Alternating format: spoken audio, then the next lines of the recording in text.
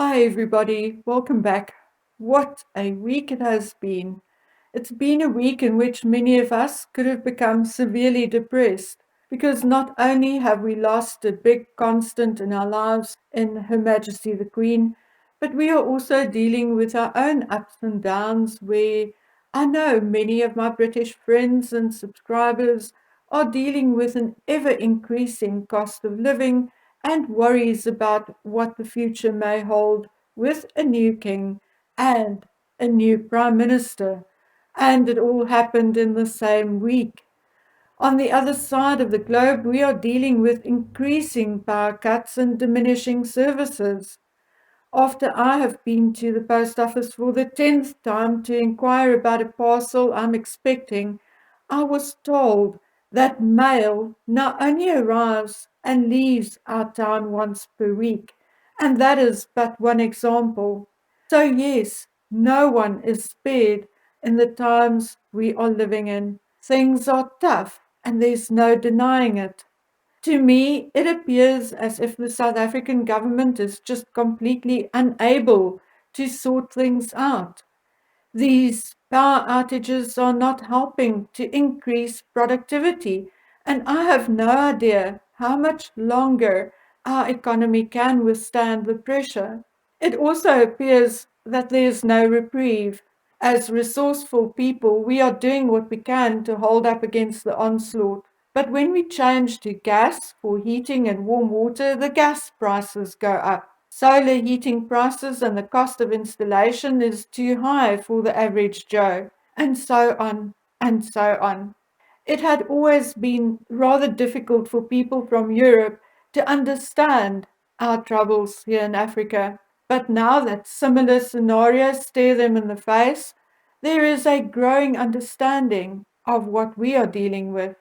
Here in South Africa, we do not have a royal family except for the Zulu king and his family. But their impact on the country's constitution and economy is minimal compared to that of the British royal family. So I do not envy King Charles the task of taking over from his mother at this point in time. I know it is a horrific thing to talk about at this time, but I personally do not foresee a long reign under King Charles III, and for a number of reasons.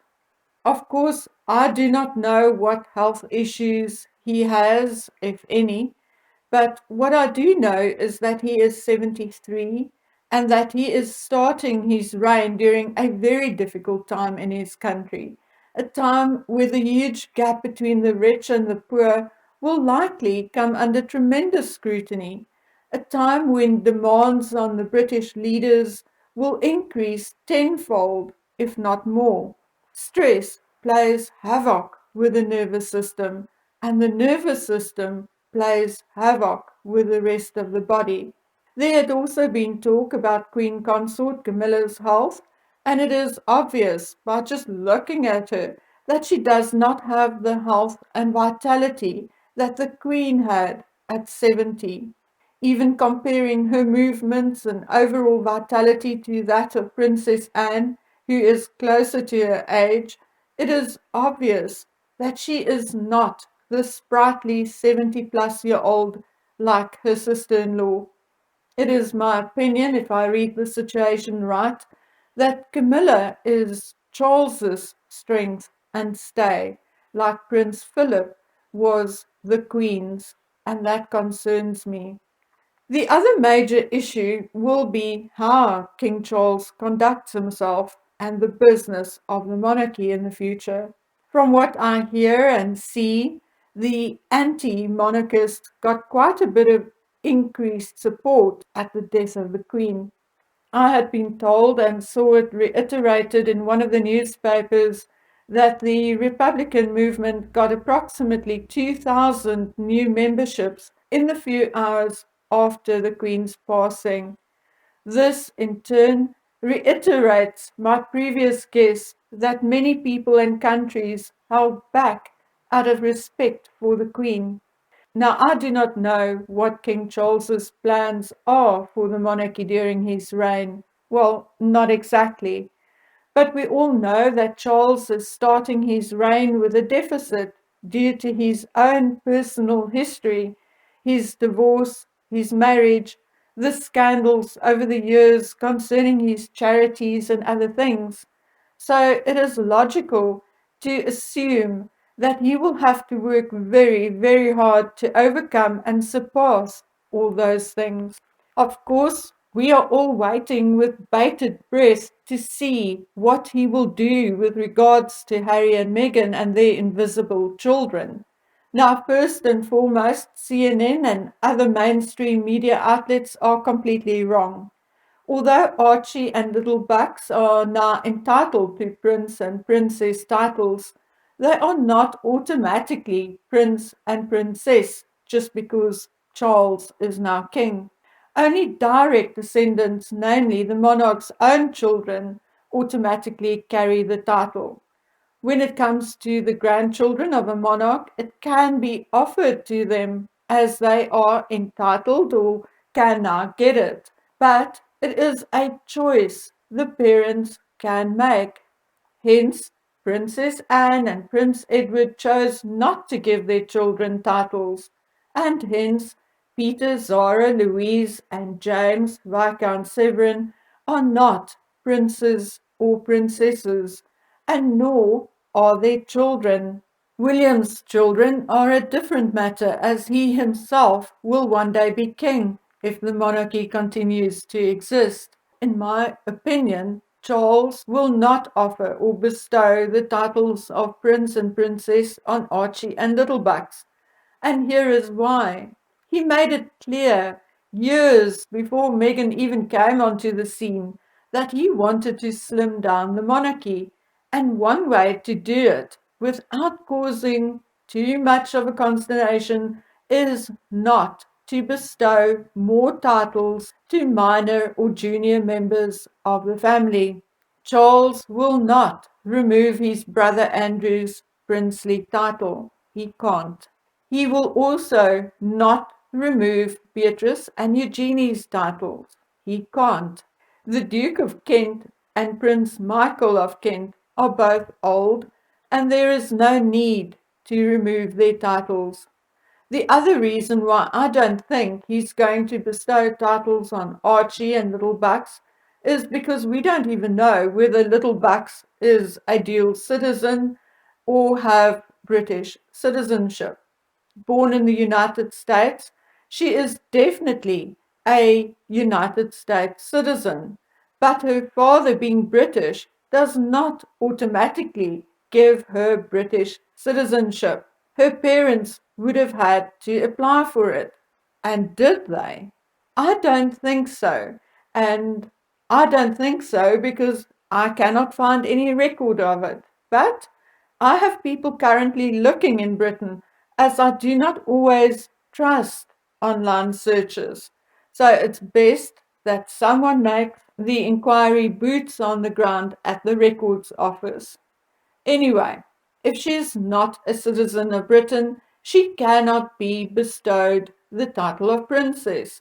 And even if the two children are dual citizens, they will not be able to use the titles in the United States as United States citizens. So, what would be the point? Yes, you say, but Sarah, Duchess of York, Harry, Duke of Sussex, and Prince use their titles in the United States and elsewhere. Yes, indeed, but that is because they are British citizens. In any event, I see there are newspapers which are now correcting CNN's false assumption and stating that the Harkle children's status will remain the same for now. Okay, now what about Harry and Meghan? Well, I personally do not think that King Charles will remove their titles, at least not anytime soon.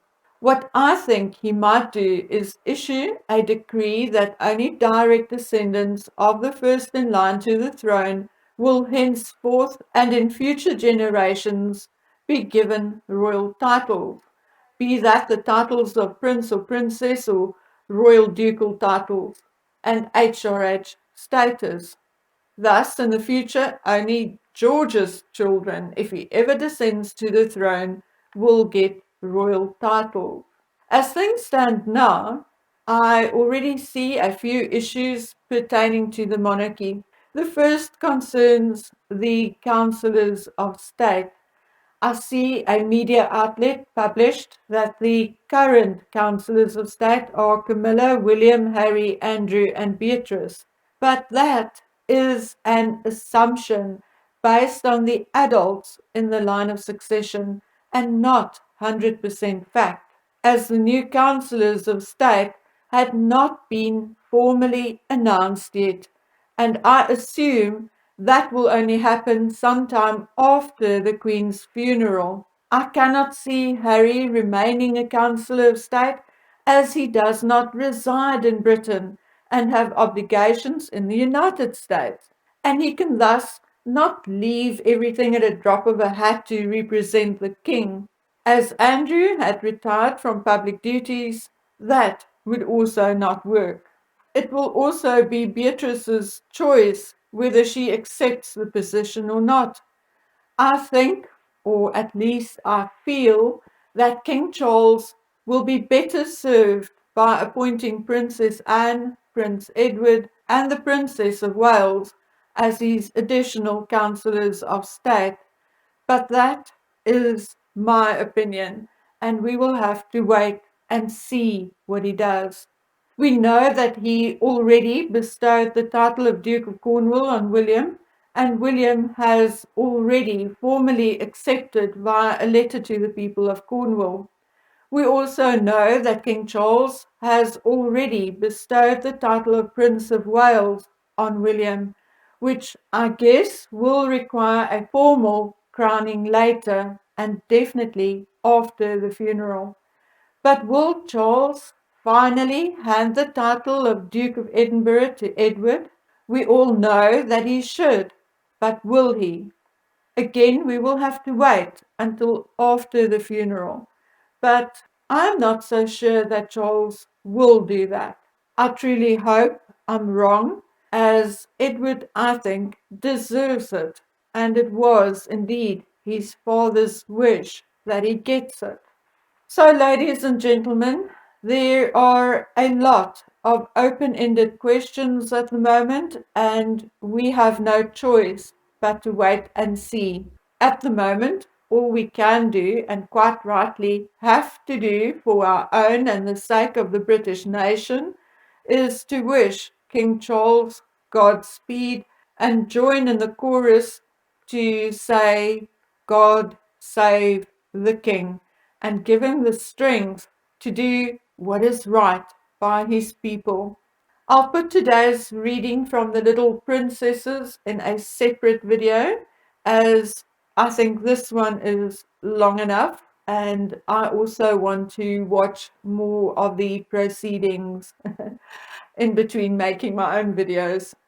The other thing is that, again, we are on stage 4 load shedding, so I'm battling to get videos edited and posted in between load shedding schedules. So, my dears, as always, take good care of yourselves until we meet again on the next video.